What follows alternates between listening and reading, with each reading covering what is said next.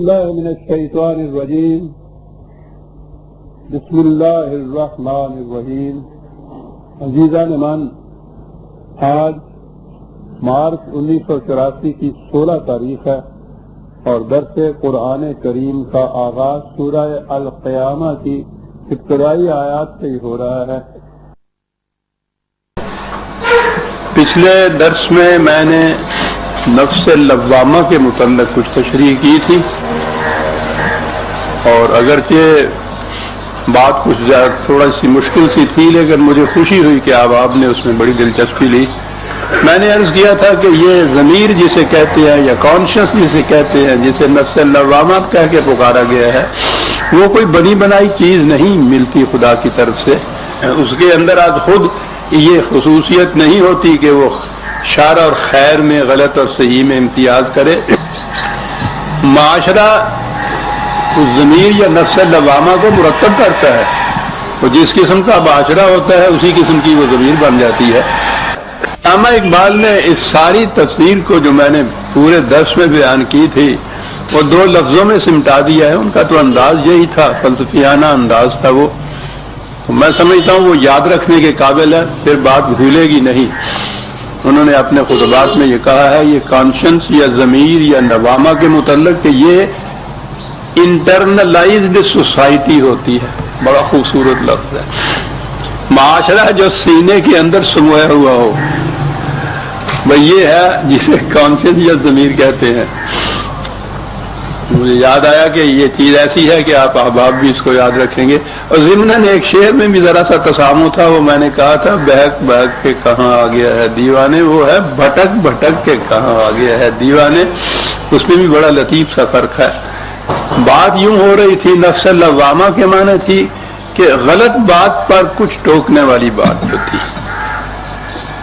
یہ اصل میں قانون مکافات عمل جو بنیاد ہے دین کی، جو ماحصل ہے ساری قرآن کی ساری تعلیم کا، وہ قانون مکافات عمل ہے. یعنی انسان کے ہر عمل، ارادے، خواہش، آرزو تک اپنا نتیجہ مرتب کر کے رہتی ہے. اور اس کے لیے یہ خصوصیت نہیں کہ وہ اسی دنیا کے اندر مرتب کرے. قرآن کی روح سے چونکہ زندگی مسلسل چلتی ہے، اس لیے وہ اس کے بعد کی زندگی کے اندر بھی مرتب کرے. تو اصل چیز یہ ہے قانون مکافات عمل. یہ بعد کی زندگی کے متعلق اعتراض کیا جاتا تھا، اس زمانے میں بھی کیا جاتا تھا، آج بھی کیا جاتا ہے کہ یہ صاحب انسان مر جاتا ہے، وہ مردہ ہے، اس کی لاش ہوتی ہے، ہڈیاں گل سڑ جاتی ہیں، اور اس کے بعد پھر اس کا دوبارہ زندہ کرنا قرآن لمبی چوڑی بحث میں نہیں پڑتا. بڑے خوبصورت انداز میں بیان کرتا ہے کہ تم اسے ناممکن سمجھتے ہو نا، کہ جب ہڈیاں گل سڑ جائیں تو پھر دوبارہ اس کا زندہ ہونا. یہ کہو کہ یہ ساری کائنات خدا عدم سے، نتھنگنیس سے وجود میں لایا ہے. جب کچھ نہ تھا اس میں سے یہ اتنی بڑی کائنات بن گئی. تم خود بھی کچھ نہیں تھے اور یہ بن گئے. تو اگر وہ جو عدم جسے نتھنگنیس کہتے ہیں اس سے اتنی بڑی کائنات وجود میں آتی ہے، تو اس میں تو پھر بھی تم کہتے ہو گل سڑ گئی، صحیح ہو کچھ تو ہوتا ہے ان کا باقی. یعنی وہ ان کے اعتراض کا یہ جواب ہے. اور یہ جواب بڑا عمدہ جواب یہی ہے کہ یہ چیز ناممکنات میں سے نہیں ہے. میں عرض کروں کہ مرنے کے بعد کی زندگی کے متعلق قرآن نے کہا ہے کہ ان کو تمثیلات میں بیان کیا ہے. ہم نہیں کہہ سکتے کہ اس میں زندگی میں انسان یا فرد کس شکل میں پیدا ہوگا، کیسی صورت اس کی ہوگی. اس سے قرآن بحث نہیں کرتا. سوال یہ ہے کہ اس چیز پر ایمان کہ انسان وہاں زندہ ہوگا، یہ زندگی اور اس کے سارے واقعات کے یاد ہوں گے اسے، یہاں کے تمام اعمال کا اثر، نقش وہ اس کے نفس پر ہوگا، اور وہ اس کے مطابق اس کی جسے جزا یا سزا کہتے ہیں.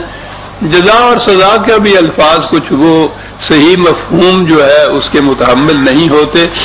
انسان کی زندگی کے متعلق یہ وہاں متعین ہوگا کہ وہ کس درجے میں پہنچتی ہے، وہ جس میں قرآن نے پہلے یہ کہا تھا کہ لمن شاء منکم ان یتقدم او یتأخر، وہ بڑی بنیادی چیز ہے کہ جو جس کا جی چاہے آگے بڑھ جائے، جس کا جی چاہے پیچھے رہ جائے. وہ تو یہ ارتقائی منازل میں آگے بڑھنے اور پیچھے رہنے کی ساری بات ہے. تو بہرحال اسے قانون مکافات عمل کہا جائے گا. تو قرآن نے کہا تھا کہ یحسب الانسان ان لن نجمع عظامہ بلا قادرین علی ان نسوی بنانہ. ہمیں اس چیز کی قدرت حاصل ہے کہ جو اتنی بڑی کائنات کو عدم سے وجود میں لا سکتا ہے کہ انسان بنان انگلیوں کو کہتے ہیں، لیکن یہ مجازی طور پر ہر وہ چیز جس سے گرفت کسی چیز کی ہو، جس سے کسی چیز کو قابو میں لایا جائے، اس کے لیے یہ لفظ استعمال ہوتا ہے کہ انسان کی وہ قوتیں جس سے وہ دوسری کی ہر عمل کو قابو میں اپنے لاتا ہے. ہمیں اس کی قدرت حاصل ہے کہ ہم اس کو پھر استوار کر دیں. یہ کوئی ناممکنات میں سے نہیں ہے ہمارے لیے. بات تو یہ کہنا ہے اس نے کہ مرنے کے بعد کی زندگی ایک برحق شے ہے اور یہ قانون مکافات عمل کے لیے ضروری چیز ہے. کہا کہ یہ انسان جو اس قسم کے اعتراضات کرتا ہے کہ زندگی نہیں ہے، مکافات عمل کا قانون نہیں ہے، یہ کیوں ایسا کرتا ہے؟ بل یرید الانسان لیفجر امامہ. عجیب چیز ہے. کہتا ہے کہ انسان جس روش کی زندگی بسر کرتا چلا آ رہا ہے اس کا عادی ہو گیا ہوا ہے، لوٹ کے مال کا عادی ہو گیا ہے، ڈاکے کا چسکا پڑ گیا ہے، فریب کی کمائی کو سہل الحصول جان رہا ہے اور بڑے مزے سے اور عیش سے گزر رہی ہے. اصل میں وہ چاہتا یہ ہے کہ اسی طرح سے ہی زندگی اس کی گزرتی جائے، کوئی روکنے ٹوکنے والا نہ ہو.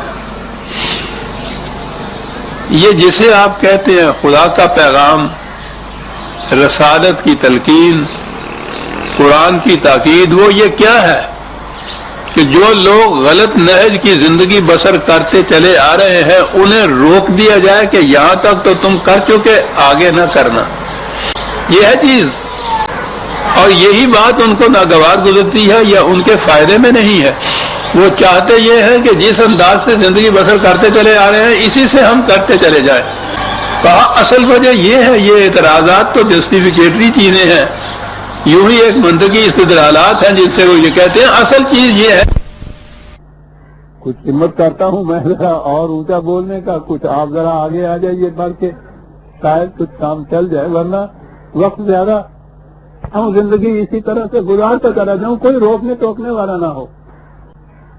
اور اسی لیے وہ پہلے یہ کہتا ہے کہ یہ کیسے ممکن ہے کہ مرنے کے بعد ہڈیاں گوشت گل سڑ جائے تو دوبارہ زندہ ہو جائے. جب یہ کہا جاتا ہے ان سے تو وہ پھر اگلی بات وہ یہ کہتا ہے کہ یسأل ایان یوم القیامہ.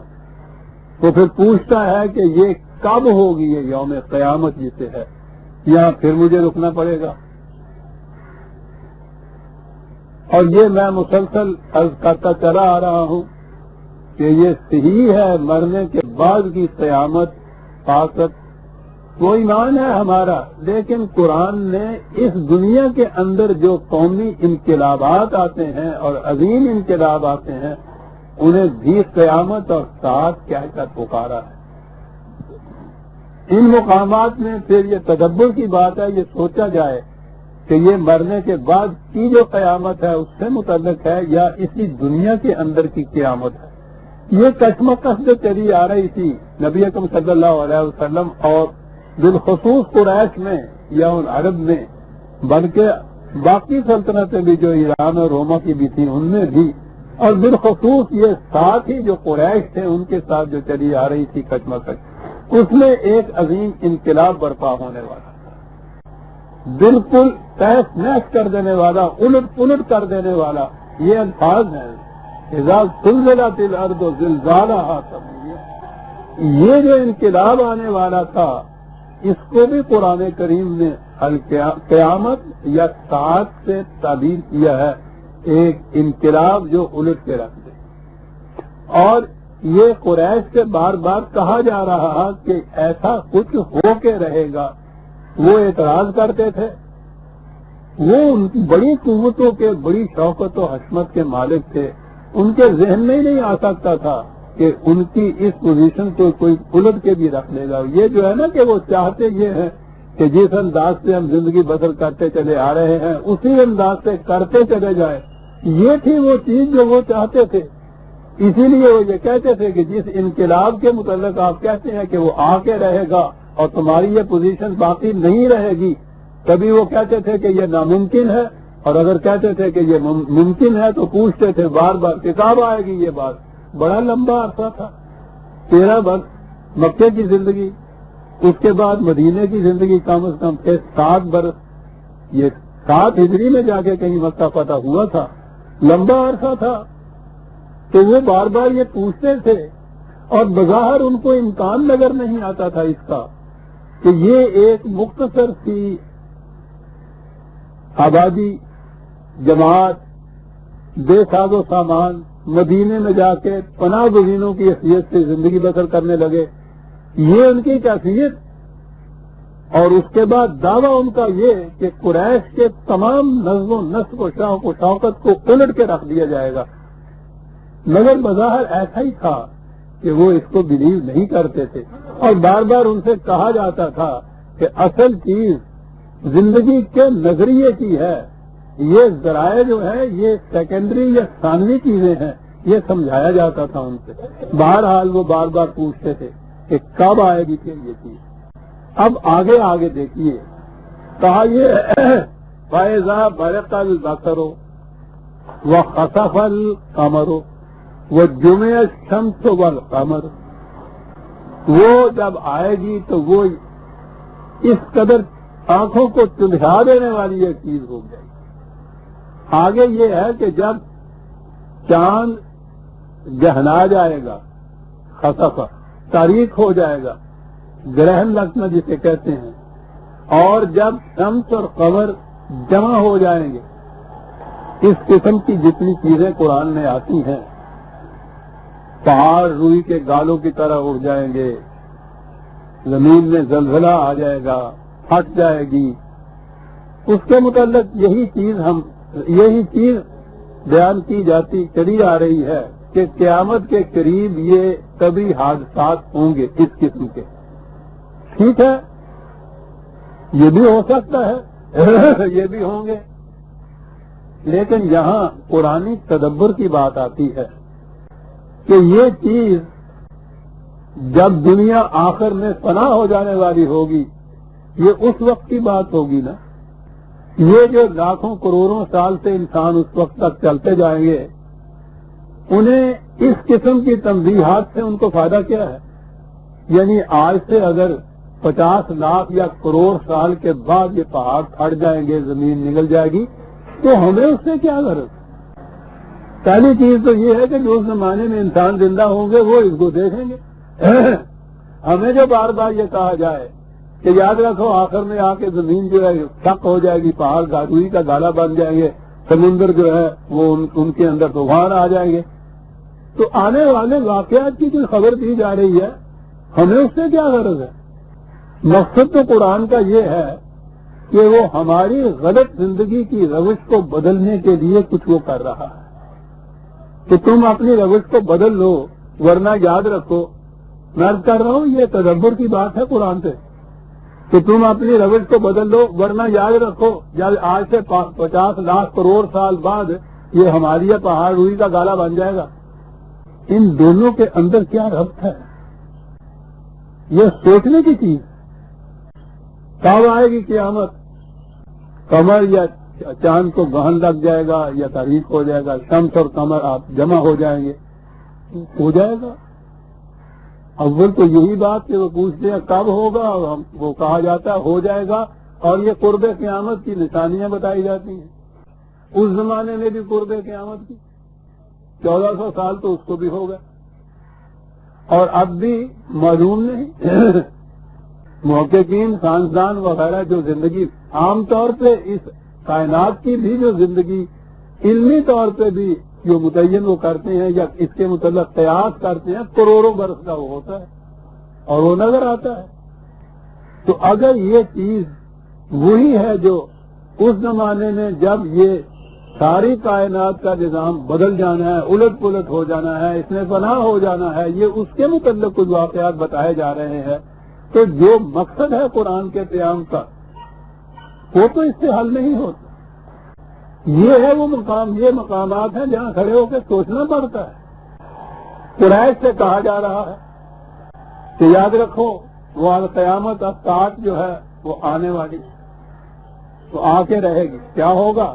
اب یہ دیکھیے قمر تاریک ہو جائے گا، شمس اور قمر جمع ہو جائیں گے۔ یہاں تو قمر کے تاریک ہو جانے کو کہا ہے، شق القمر کا معجزے کا ذکر تو آپ سنتے چلے آ رہے ہیں۔ یہ 54 دیا سورہ القمر 54 آیت پہلی سورت اور پہلی آیت ہے، اقتربت الساعۃ وانشق القمر۔ الساعۃ جب قریب آئے گی تو قمر جو لفظی اس کا ترجمہ ہو جائے گا یہ پھٹ جائے گا۔ یہیں سے یہ چیز ہوئی کہ وہ پھر معجزہ تھا، رسول اللہ صلی اللہ علیہ وسلم نے اپنی انگشت مبارک سے اشارہ کیا تو یہ چاند تھا، 2 ٹکڑے ہو گیا، آدھا ٹکڑا چاند کا حضور کے بغل کے اس طرف سے نکل گیا، دوسرا آدھا ٹکڑا ادھر سے نکلا، اور پھر وہ اوپر جا کے اکٹھے ہو کر چاند بن گیا۔ یہ ہے جو شق القمر کا معجزہ بتایا جا رہا ہے۔ الساعۃ کے متعلق قرآن یہ کہہ رہا ہے کہ ساعت قریب آ جائے گی تو یہ ہو کر رہے گا۔ جنہیں پہلے کہا گیا ان قریش کو، ان کے سامنے بھی یہ چیز الساعۃ تو ان کے سامنے بھی یہ نہ آئی۔ اگر یہ کہا مانا بھی جائے کہ یہ معجزہ جو تھا وہ ہوا، اس معجزے کا نتیجہ کیا ہوا؟ وہ تو اسی طرح کے مخالف رہے، کافر رہے، وہ تو ایمان بھی نہ لائے۔ پھر جو الساعۃ کہا تھا قریب آ جائے گی، جسے کہا گیا قیامت، تو وہ تو ان کے سامنے آئی نہیں، 1400 سال ہو گئے نہیں آئی۔ تو معلوم ہوا نا کہ قرآن میں ہی تدبر سے آپ دیکھیں گے کہ الساعۃ کن معنوں میں قرآن استعمال کر رہا ہے۔ قوموں کے انقلاب کے لیے یہ لفظ استعمال کر رہا ہے، قیامت کو بھی اس کے لیے استعمال کر رہا ہے۔ متعدد مقامات میں یہ چیزیں آئی ہوئی ہیں۔ قرآن کے مفہوم کو سمجھنے کا طریقہ یہ ہے عزیزان ایمان کہ کسی ایک مقام پہ جو آیا ہوا ہو، کوئی کچھ بھی آئی ہوئی ہو، بات وہیں تک نہ رکی ہے۔ قرآن نے جہاں جہاں اس کے متعلق کچھ کہا گیا ہے وہ سارے مقامات سامنے لائیے۔ اسے تصریح آیات کہتے ہیں۔ قرآن کہتا ہے کہ ہم نے اپنے مفہوم کو تصریح آیات کی روح سے واضح کیا ہے۔ یہ مقامات سامنے لائیے پھر مفہوم واضح ہوتا ہے۔ الساعۃ اور القیامت کا مفہوم واضح ہو جاتا ہے اگر ان مقامات کو سامنے لائیے۔ قوموں کے انقلاب کے لیے یہ الفاظ آئے۔ اب یہاں اگر یہ بات کہی ہے کہ یہ جو انقلاب ہم کہہ رہے ہیں الساعۃ، وہ انقلاب ہے قوم قریش جس سے تمہیں متنبع کیا جا رہا ہے، وہ قریب آ رہا ہے، یاد رکھو۔ اور اس وقت ہوگا کیا؟ اب اگلی بات آ گئی، سب سے قمر کیا بات ہوئی؟ اہل جاہلیت میں عربوں کے جھنڈے کا نشان قمر تھا۔ کسی قوم کے متعلق یہ کہنا کہ تمہیں شکست ہوگی، ناکامی ہوگی، ختم ہو جائے گی تمہاری شوکت، سلطنت نہیں رہے گی، جھنڈا سرنگو ہو جاتا ہے۔ ہر زبان میں ہر قوم میں یہ معاملہ ہے۔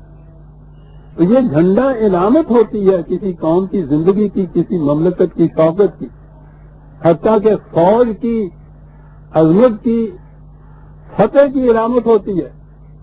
جب فوج کو شکست ہوتی ہے یا وہ شکست تسلیم کرتی ہے تو اس کی علامت یہ ہوتی ہے کہ وہ جھنڈے کو سرنگو کر دیتے۔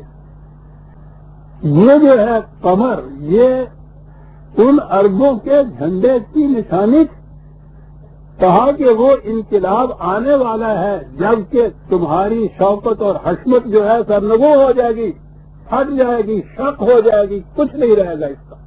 بات صاف ہو گئی۔ یہ ان سے کہا گیا اور چاندی سالوں کے اندر یا چاندی مہینوں کے اندر شاید یہ واقعہ ہو گیا کہ آخری جب ان کو شکست فتح مکہ میں ہوئی ہے، یعنی شکست ہوئی ہے مکے کی، جب فتح ہوئی ہے انہیں، تو اس وقت پھر اس کے بعد تو پھر عرب قریش کا وہ جھنڈا اوپر ہوا ہی نہیں ہے، وہ تو شک ہو گیا، اس کے بعد ختم ہو گیا۔ اس کے بعد یہ علامت تھی اس ساعت کی، اور وہ ساعت، وہ انقلاب آیا اور پھر وہ جھنڈا ابھرا نہیں ہے۔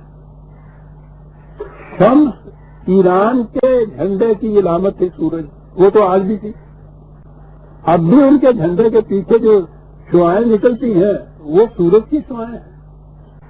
شمس ایران کے جھنڈے کی علامت، قمر عربوں کے عہد جاہلیت کے جھنڈے کی علامت تھی۔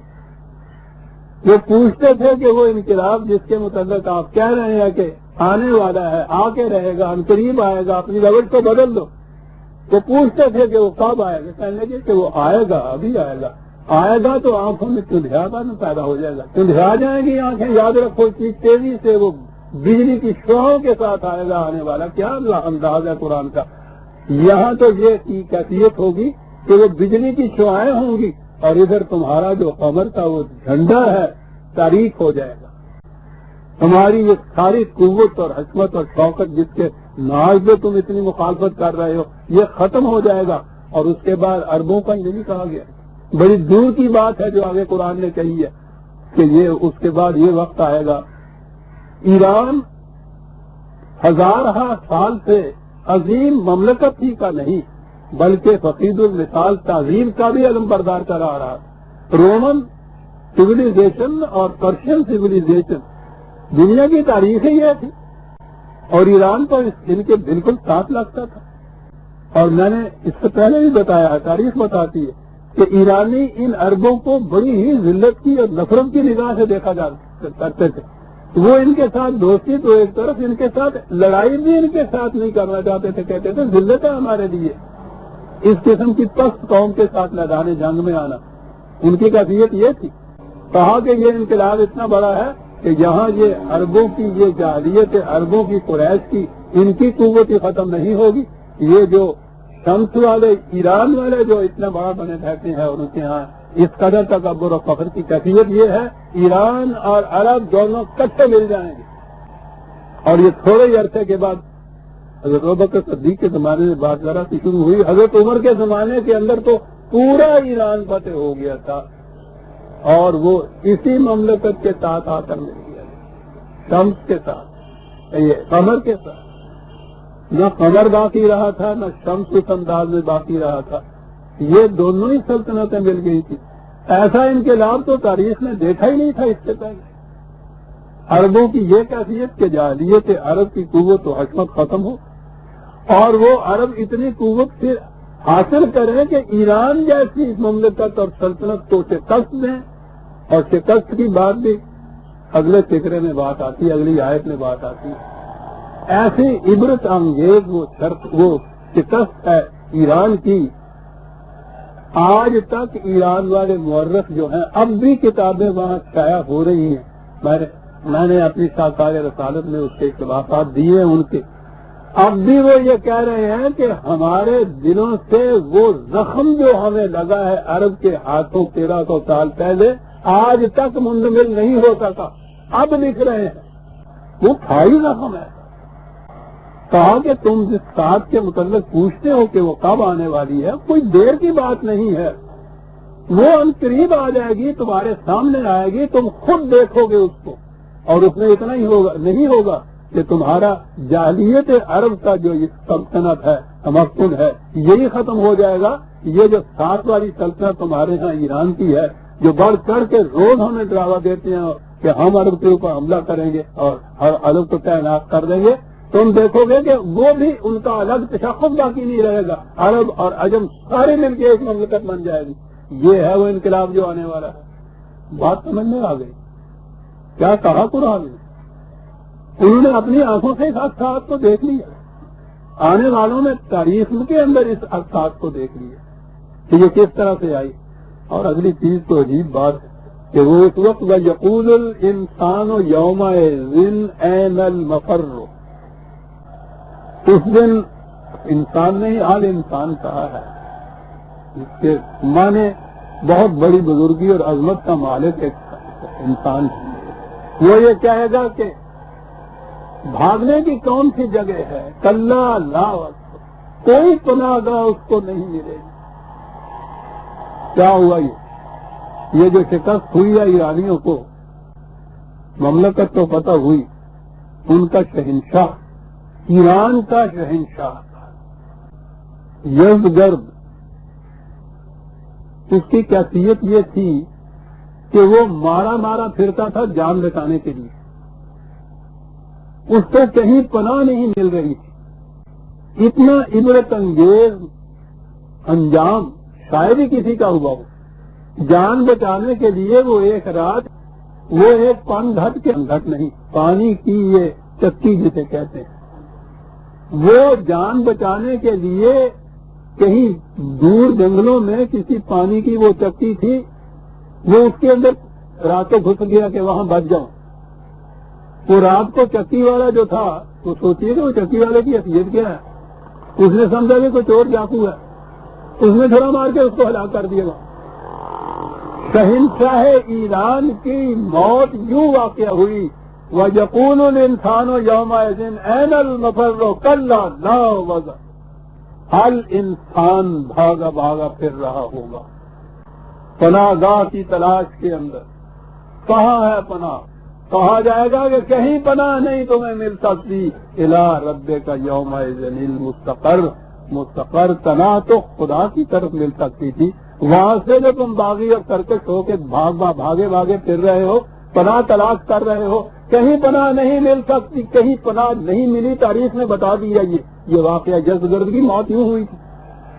عزیزان مانا، اس تدبر کے ماتحت اگر سمجھا جائے تو بات سمجھ بھی آ سکتی ہے۔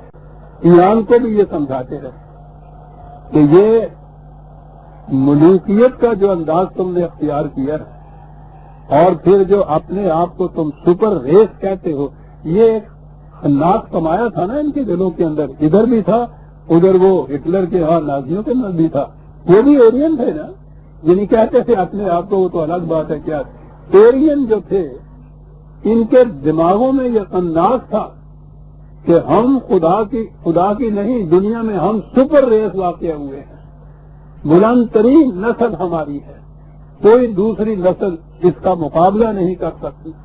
یہ ان کی کیفیت، ان کا انجام یہ ہے کہ نہ تو وہ قریش کی حکمت اور قوت باقی رہی، ان کا جھنڈا بھی تاریک ہوا، ان کی الگ مملکت بھی نہ رہی، ایرانیوں کی الگ مملکت نہ رہی، یہ دونوں مملکتیں مل کے الگ ہو گئی۔ حال انسان ان کا جو عظیم الشان ان کا انسان تھا، یعنی ان کا شہنشاہ، اس کی کیفیت یہ کہ وہ اپنی جان بچانے کے لیے مارا مارا پھرتا رہا، نہ بچا سکا، وہاں پانی کی چکی میں اس نے مار دیا اس کو زمیندار نے۔ کہا کہ پناہ تو صرف خدا کے ہاں مل سکتی کہ تم لوگوں کو، وہاں سے اگر تم بغاوت کر کے بھاگے بھاگے پھرتے رہے، کہیں پناہ نہیں مل سکتی۔ يُنَبَّأُ الْإِنسَانُ يَوْمَئِذٍ بِمَا قَدَّمَ وَأَخَّرَ، انسان اس وقت بتا دیا جائے گا۔ کہیں قریش بجولہ شکست کے بعد، یعنی یہ اندازہ لگائیے، ہم اس وقت سمجھ نہیں سکتے کہ قریش کیا تھے، اور اس طرح سے بظاہر اس ذلت کی حالت میں بجولہ قیدیوں کی طرح جب سامنے تھے، انہی کے سامنے، تو اتنا عرصہ جن کو وہ اس قدر حقارت اور نفرت کی نگاہ سے دیکھتے تھے، ان کے سامنے قیدیوں کی حیثیت سے جب وہ آئے ہوئے تھے، وہاں یہ بتایا جا رہا تھا ان سے کہ تم نے یہ کیا، تم نے نبی اکرم صلی اللہ علیہ وسلم کی ذات کے ساتھ ہی نہیں، جماعت مومنین پوری تھی، ایک ایک کے متعلق جلایا گیا، اور انہوں نے کچھ کم نہیں گزارا تھا ان کے ساتھ جو کچھ کیا تھا۔ وہاں قیدیوں کی حیثیت سے شکست خوردہ پاگجولہ یہ بڑے بڑے سرکردہ کھڑے ہوں، اور انہیں بتایا جائے کہ تم نے یہ کیا اور تم نے یہ کیا اور تم نے یہ کیا۔ کیا بات ہے يُنَبَّأُ الْإِنسَانُ يَوْمَئِذٍ بِمَا قَدَّمَ وَأَخَّرَ، ایک ایک بات ان کو بتائی جائے گی کہ تم نے پہلے کیا کیا تھا، پھر بعد میں کیا کیا، اور اب اس کے بعد کیا ہوگا، یہ تو اگلی بات ہے۔ کہ یہ سارا کچھ گنانے کے بعد سرنگوں کھڑے تھے، وہ قرآن میں دوسرے مقامات کے اوپر ہے کہ نگاہیں جھکی ہوئی ہوں گی، شرم سے ماتھے تو پسینے آ رہے ہوں گے، نکالم لینا، بیڑیاں اور ہتکڑیاں پیدائی ہوئی ہوں گی، اس حالت میں ہو، وہاں یہ سارا کچھ تم کو بتایا جائے گا کہ تم نے کیا کیا، اور پھر اگلی بات یہ سب کچھ بتانے کے بعد پھر وہ ذات رحمت اللہ علیہ ان کی رحمت جو اس میں آتی ہے. پوچھا جاتا ہے کہو تمہارے ساتھ کیا کیا جائے. وہ تو باہمیت لوگ تھے, وہ اپنی جان کی بھیک نہیں مانگتے تھے. ایسے میں انہوں نے یہ نہیں کہا کہ ہمیں معافی دے دیجیے, جان بخشی کر دیجیے. انہوں نے کہا کہ جو ایک شریف بھائی کے ساتھ کیا کرتا ہے. کیا بات ہے, انہیں بھی پتا تھا کہ شرافت کو اپیل کیجیے, ان کی رد عمل شرافت کا ہوگا. اس مقام پہ ان سے عدل اور انصاف نہ مانگو. وہ تو قیدیوں کی سزا اس زمانے میں بھی قتل ہوتی تھی.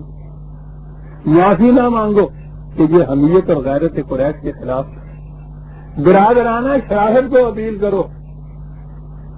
کیا بات ہے اس قوم کی. انہوں نے یہ اپیل کیا, آپ نے کہا کہ لا تثریب علیکم اليوم, پھر تمہارے اوپر کوئی معاملہ نہیں آئے. کھول دو ان کی ہتھکڑیاں اور کھول دو ان کی بیڑیاں. اور یہ تھا وہ اس میں سلوک کے جو 13, 20, 21 سال کے عرصے میں جو بات نہ ہو سکی, اس ایک ایکشن میں حضور کے اس فیصلے نے وہ کہنے لگے کہ آج پھر ہم قید سے رہا نہیں ہوئے, ہم اپنے پچھلے مذہب کو چھوڑتے ہیں, اسلام قبول کرتے ہیں. ایران پورے کا پورا پتا ہوگا. یہ ہے وہ الساعۃ القیامہ کہ قرآن کہتا ہے. حدیثہ نے میں پیش کر دوں, یہ مقامات وہ ہے کہ جن کا تعلق ایمانیات سے نہیں ہے.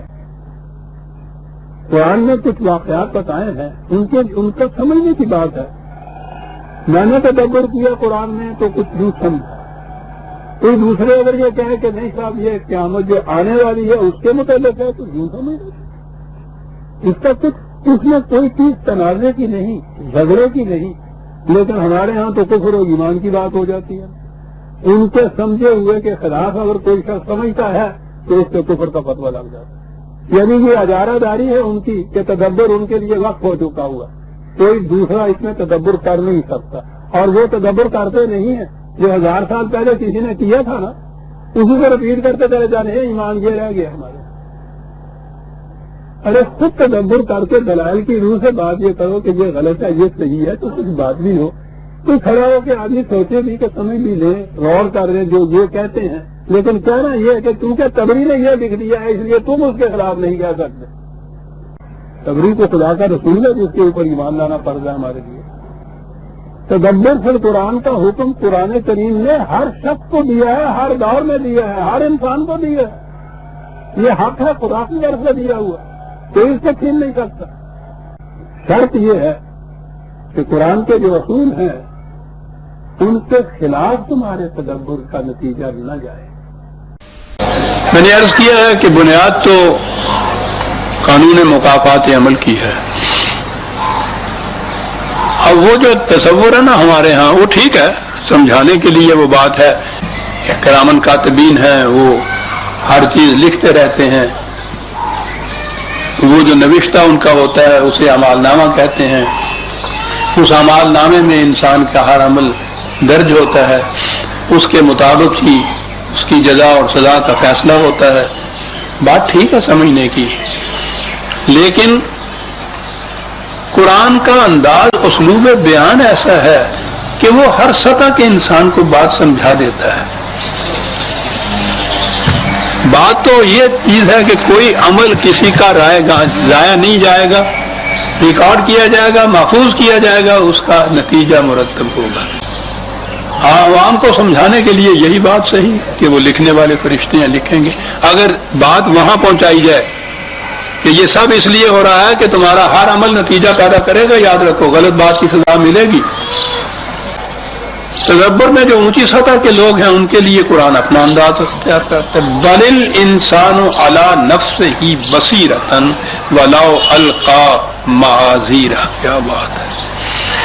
کہتا آج انسان کی کیفیت یہ ہے کہ غلط کار سے غلط کار انسان کے متعلق بھی جب اس سے پوچھا جائے کہ تم نے یہ کیوں کیا, وہ جو کہتے ہیں نا جسٹیفیکیٹری ریزنز, تو وہ اپنے جواز میں تائید میں اپنے حق میں عجیب عجیب قسم کے دلائل دیتا ہے. پھر واقعی بڑے سے بڑے مجرم سے بھی آپ بات کر کے پوچھیے, کہیے کہ یہ کیوں کیا, وہ بھی اپنے حق میں کوئی دلیلیں دیتا. جسٹیفائی کرتا ہے اپنے ایکشن کو. کہا کہ آج تو تم یہ کر سکتے ہو. کہ کوئی پوچھے کہ یہ غلط کام کیوں کیا ہے تو اس کے لیے جسٹیفیکیشن پیش کرنے شروع کرتے ہو, جواز کے دلائل پیش کرنے شروع کر دے ہو. آج اگر یہ کچھ بھی تم نے کیا تو اس وقت یہ چیزیں کام نہیں آئیں گی جو باطل کے دلائل تم غلط کام کی تائید میں جواز میں جو پیش کرتے ہو یہ نہیں ہو. کیا صورت پھر ہوگی؟ عجیب چیز ہے جو قرآن بتاتا ہے کہ وہ نہیں ہے کہ کسی دوسرے کا لکھا ہوا ہوگا, کوئی دوسرا پڑھ کے سنائے گا, وہاں سے کوئی سزا کوئی دے. کہنے گا یہ کچھ نہیں, تم خود اپنے خلاف وہاں یہ سب کچھ کرو گے, کوئی باہر سے نہیں آئے گا. بڑی اہم چیز ہے یہ انسان کے اعمال اور ان کے سزا کے متعلق. وہ جو میں کہا کرتا ہوں نا کہ سنکھیا کھانے والا جو ہے اس کی سزا کے لیے کسی سپاہی کی, تھانے کی, عدالت کی, جج کی, کسی جیل خانے کی ضرورت ہی نہیں ہے. وہ اس کی ہلاکت اس کے اندر چھپی ہوئی ہوتی ہے, مضمر ہوتی ہے اس کے اندر. قرآن کہتا ہے کہ یہ انسان خود اپنے خلاف شہادت ہوگا, بصیرت ہوگا, اپنے خلاف گواہی دے گا, یعنی خود انسان اپنے خلاف. تو وہ ایسا انداز ہے قرآن کا اعمال کے متعلق کہ یہ جو انسان اس قسم کے دلائل کی روح سے اپنے آپ کو خود فریبی میں مبتلا کرتا ہے یا دوسرے کو دھوکہ دیتا ہے, اس کی گنجائش نہیں رہے گی, قیامت میں بھی نہیں رہے گی. اور جب صحیح معاشرہ قائم ہوگا قرآن کے مطابق اس میں بھی اس کی گنجائش نہیں رہے گی. اول تو اس معاشرہ کے مومن افراد جو ہیں وہ ایسا کریں گے ہی نہیں, وہ نہ اپنے آپ کو فریب دیں گے نہ دوسروں کو فریب دیں گے. اور اگر کہیں کوئی ایسے ہوں گے بھی تو معاشرے میں قانون کا, انصاف کا نظام اس قدر پرفیکٹ ہوگا کہ اس قسم کے جو باطل کے دلائل ہیں وہاں وہ کام ہی نہیں دے سکیں گے, کار فرمائی نہیں ہو سکیں گے. قرآن نے دوسرے مقام پہ اعمال نامے کے متعلق جو کہا ہے بڑا ہی حقیقت کشا, عبرت آموز. سورہ بنی اسرائیل 17ویں سورت ہے, ٹھیک ہے جی, 17/13-14 آیات 13-14. وَكُلَّ إِنسَانٍ أَلْزَمْنَاهُ طَائِرَهُ فِي عُنُقِهِ. بات سمجھانے کے لیے کیا ہے, ہر انسان کا اعمال نامہ اس کی گردن میں لٹکا ہوا ہے. اب تو کاغذات کو, دستاویزات کو محفوظ رکھنے کے لیے اور ہزار انتظام نکلا ہے. اب بھی لمبا کاغذ ہوتا ہے اس کو یوں لپیٹ لیتے ہیں, اور اب تو وہ صورت نہیں ہوتی. یہ دستاویز کہتے ہیں اس لیے ہے کہ وہ لپٹے ہوئے میں تاگا باندھ کے یا رسی باندھ کے نا تو اس کو یہاں باندھ کے لٹکا لیتے تھے کہ کہیں گم نہ ہو جائے. دستاویز ہاتھ کے ساتھ لٹکایا ہوا, اس کو ڈاکومنٹ کا ترجمہ ہی دستاویز اسی لیے ہو گیا. وہ لپیٹ کے لٹکایا جاتا تھا. وہ ٹین کی کچھ نلکیاں سی بنی ہوئی ہوتی تھی, بہت زیادہ قیمتی کاغذات ہوتے تھے تو ان کے اندر رکھے جاتے تھے. میرے اپنے بچپن میں ہمارے گھر میں یہ تھے سارے, یہ انداز تھا. محفوظ رکھنے کی کوئی اور صورت نہیں تھی. بہرحال وہ لپیٹا ہوا ہوتا تھا, اس کو لٹکایا ہوا ہوتا تھا. کہا کہ یہ ہر شخص کا اعمال نامہ اس کی گردن میں لٹکا ہوا ہوتا ہے.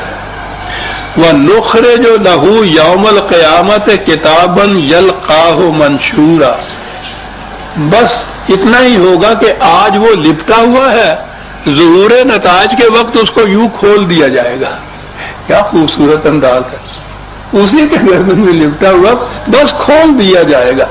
یعنی وہ اعمال کے نتائج کے ظہور کی جو بات ہے اس کو یوں انداز کیا کہ اس وقت وہ لپٹا ہوا ہے اس لیے اس کی نگاہوں سے وہ چھپا ہوا ہے, یوں کھول دیا جائے گا. اور کھولنے کے بعد اسی سے کہا جائے گا اقرا کتابک, پڑھ اپنا اعمال نامہ خود. کیا بات ہے سر, خود پڑھ, کوئی دوسرا نہیں کہ وہ چارج شیٹ دے کے وہ پڑھ کے سنائے. اپنا اعمال نامہ خود پڑھ. کفا بنفسک الیوم علیک حسیبا. اور اس کے بعد تمہارے خلاف کسی دعوے دار کو، کسی گواہ کو، کسی شاہد کو لانے کی ضرورت نہیں. تم خود اپنے خلاف گواہیاں دو گے. اس کے بعد کافی ہے حساب کرنے کے لیے، تم خود کافی ہو اپنے خلاف حساب کرنے کے لیے. علیہ کا ہے، بجائے اس کے کہ تم جسٹیفائی کرو اپنے ان اعمال کو، یعنی تم خود اپنے خلاف شہادت دو گے، خلاف اپنے مدعی بن کے کھڑے ہو جاؤ گے. کہیں اور کسی کو لانے کی ضرورت نہیں ہے. کتنا خوبصورت انداز ہے یہ بتانے کا کہ یہ سارا کچھ جو کچھ بھی ہے انسان کے اپنے اندر کی چیز ہے. یہ نظام عدل جو باہر معاشرت کا ہوتا ہے اس میں باہر کے سارے ہوتے ہیں، اسی لیے قدم قدم کے پر اس میں اس کا امکان ہوتا ہے کہ غلط فیصلہ ہو جائے، بے گناہ جو ہے اس کو بھی سزا مل جائے، گناہ گار بھی چھوٹ جائے. یہ باہر کے ہوتے ہیں نا سارے، گرفتار کرنے والا، چالان کرنے والا، گواہ، منصف، یہ سارے. اور اگر یہ چیز انسان کے اپنے اندر کی ہو تو اس چیز کی پھر گنجائش ہی نہیں ہوتی. تو یہ چیز کے اعمال نامہ ہر ایک کا اس کی گردن میں دستاویز کی طرح لٹکا ہوا ہوتا ہے. آج وہ گول ہے، چھپا ہوا ہے، اس وقت کھول کے سامنے لایا جائے گا، اس سے کہا جائے گا کہ تم خود پڑھو اور پھر اپنے خلاف آپ گواہی دو. یہ ہے جو انداز قرآن نے اختیار کیا ہے. اور پھر اگلی بات جو یہ ہے نا کہ جتنی چیزیں وہ اگر قیامت یا یوم حساب جسے کہتے ہیں اس کی کہتا ہے، اس دنیا میں بھی جب وہ معاشرہ قرآن کے مطابق قائم ہوتا ہے اس میں یہی کیفیت ہو جاتی ہے. ہمارے ہاں کی اس جو ایسی بھی تاریخ ہمارے ہاں کی ہے اس میں بعض واقعات چمکتے ہوئے بھی نظر آتے ہیں. نبی اکرم صلی اللہ علیہ وسلم اور عہد خلافت راشدہ کے واقعات ہیں کہ مجرم نے کسی ایسی جگہ کوئی کسی طرح سے جرم سرزد ہو گیا، گناہ سرزد ہو گیا جہاں کوئی دیکھنے والا نہیں تھا، وہ از خود آ گیا باب خلافت میں اور آ کے کہا کہ مجھ سے یہ جرم سرزد ہو گیا، مجھے اس کی سزا دیجیے. کہا جاتا ہے کہ یہ مقدمے کی روح سے بہرحال ضروری تھا کہ کوئی گواہ ہو، کوئی شاہد ہو یا اس قسم کی چیز بھی ہو، تو وہ تو نہیں ہے. اس نے کہا کہ میں خود اپنے خلاف گواہ ہوں، میں آ رہا ہوں اس کے لیے، معلوم ہے کہ اس کی سزا موت ہو سکتی ہے. وہ بار بار اس کی تاکید کر رہا ہے، اصرار کر رہا ہے اس کے اوپر کہ مجھے سزا دیجیے. وہی بات نہیں جو قرآن کہہ رہا ہے کہ اپنا اعمال نامہ خود پڑھ، اپنے خلاف خود گواہی دے، اپنا محاسبہ آپ کر. معاشرہ اگر اس قسم کا قرآنی ہو اس میں عزیزان من یہ کیفیت پیدا ہوتی ہے. وہ ایمان جو ہے کہ خدا کے قانون مکافات عمل کی روح سے میرا یہ عمل یا جو ایکشن ہو چکا ہے، یہ جرم ہو گیا ہے، یہ بغیر سزا کے نہیں رہے گا. یہ ایمان ہے کہ جو آ کے کہہ رہا ہے کہ مجھے یہی سزا دے دیجیے. تو قرآن نے یہ جو چیزیں کہی ہیں ان پر ہمارا ایمان ہے کہ وہ ایسا ہوگا، آخرت میں بھی جا کے ہو. اس دنیا میں بھی جب یہ القیامت کے بعد نیا معاشرہ قائم ہوگا خدا کے قانون کے مطابق، اس معاشرے میں یہ چیزیں پیدا ہوں. وَلَوْ أَلْقَى مَعَاذِيرًا. اس کے آگے چند آیتیں ہیں، 2-3 آیتیں ہیں، وہاں پھر تدبر کی ضرورت ہے. 2 قسم کے مفہوم وہاں سے غور و فکر کرنے کے بعد سامنے آتے ہیں. الفاظ وہی ہوتے ہیں. میں نے عرض کیا ہے نا کہ الفاظ میں بھی، عربی زبان میں بھی اور ہر زبان میں یہ قاعدہ ہے کہ بعض الفاظ کے بعض معنی تو لغوی ہوتے ہیں. ما یا آپ کے معنی پانی، سیدھی بات ہے، اور بعض معنی اس کے مجازی ہوتے ہیں کہ اس سے مفہوم یہ ہے. قرآن میں یہ انداز بھی ہے کیونکہ یہ عربی زبان کی کتاب ہے، عربی زبان کے اندر یہ بیسیکل چیز تھی، ان کے ہاں بڑے ہی مجازی معنی ہوا کرتے ہیں. پھر دوسرے مقامات کو بھی ساتھ لینا ہوتا ہے، ان سب کو ملا کے اگر مجازی معنی جو ہے وہ لیے جائے پھر دیکھنا ہوتا ہے کہ اس کے کیا مفہوم ہے. کچھ لوگ پہلے سے جو تھے وہ ان کے وہی لغوی معنی لیتے تھے اور ایک آیت کو وہی لیتے تھے، اسی جگہ لیتے تھے اور وہاں سے سمجھتے تھے.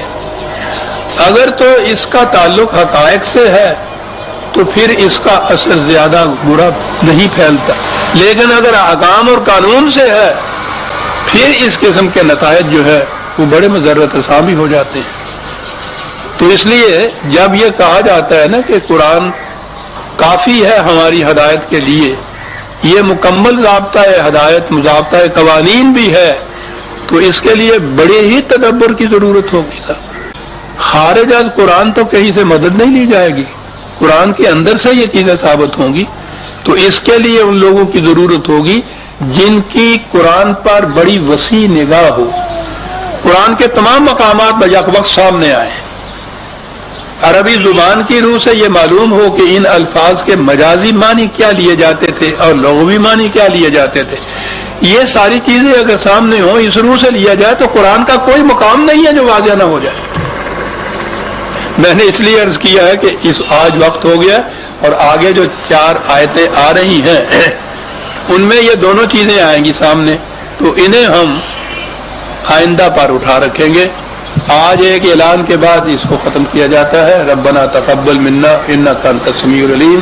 اعلان یہ ہے